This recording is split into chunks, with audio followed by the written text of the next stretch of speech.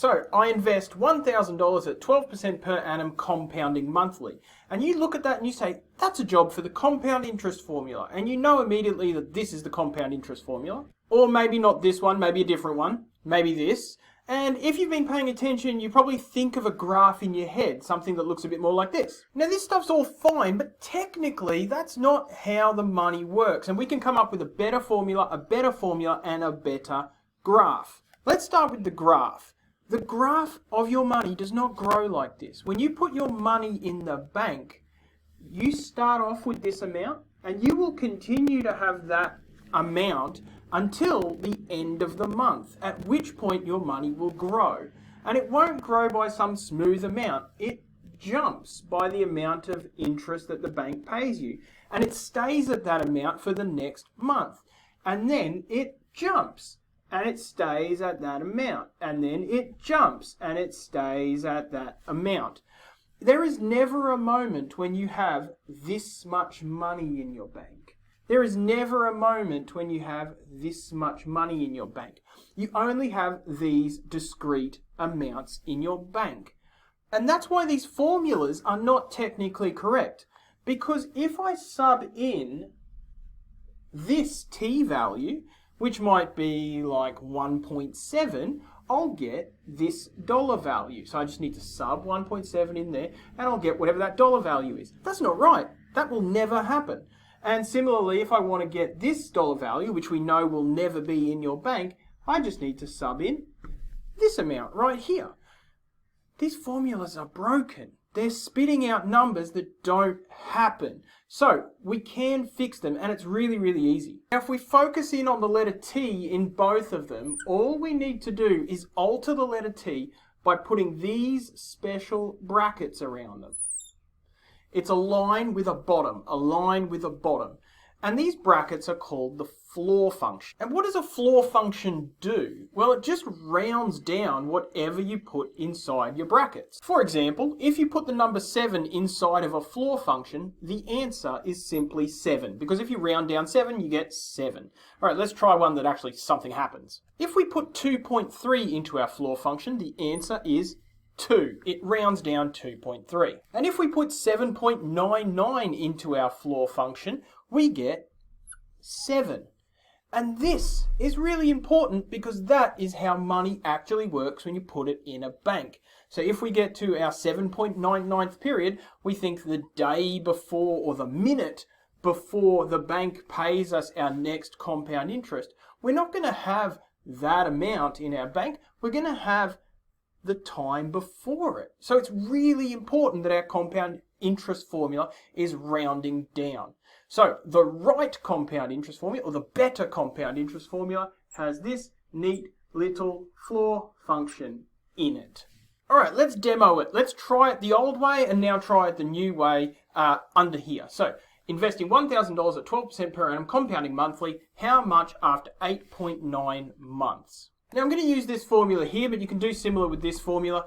Now, principal 1,000, 1 plus 0.01, because that's the amount per compounding period, 1% per month.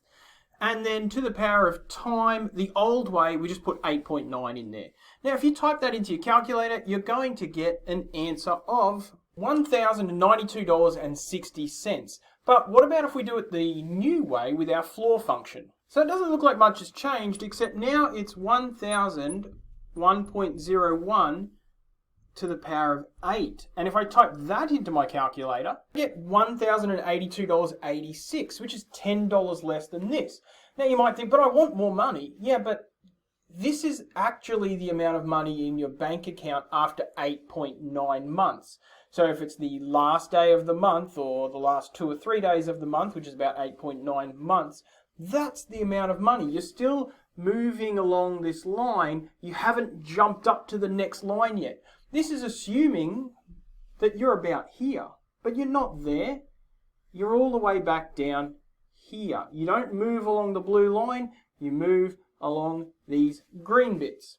And it's at this point you're saying to yourself, this has never been a problem for me. And you're probably right, but that's because textbook writers, where we do all of our textbook questions, don't ask questions like this because they don't want you to get this answer. They always ask it in nice, neat, end of the month, start of the month, end of the year, whatever it might be, where it doesn't matter whether you use a floor function or no floor function, it's going to spit out the right answer. So yeah, it's never been a problem before, but that's because someone's been asking you the right questions instead of the tricky questions. And so another question might be, when will I have $1,500? And if you follow this blue curve, i.e. use a function without the floor function, if you follow this blue line, at some point you'll have exactly $1,500. But that's not actually what happens. You have these bits, and I'm guessing the 1,500 appears somewhere in the middle rather than directly on here. So the old way, you do this, you have an unknown t value, and then you solve for t, probably using some logs or something. And when you do that, you get a nice neat t equals 40.74. And if your teachers trained you really well, they might say something like, you always have to round that up, and therefore t equals 41. Now that's spitting out our answer, but if we've got a nice neat little formula here, we won't run into that trouble as long as we rewrite our first line just a tiny bit differently. Now that you understand that our compound interest jumps, we can say that 1,500 is less than or equal to the amount of money in my bank account, because that's when we'll have 1,500, when we have equal to or more than it. Now, if we go through our same steps here, everything else after that's pretty much the same. And so I've done all of these steps except with this little floor sitting there the whole time.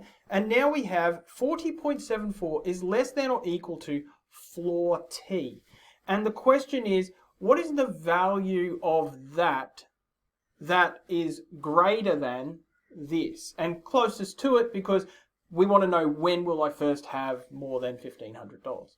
And the value of that would be 41. So therefore, floor function of t equals 41. And time t equals 41.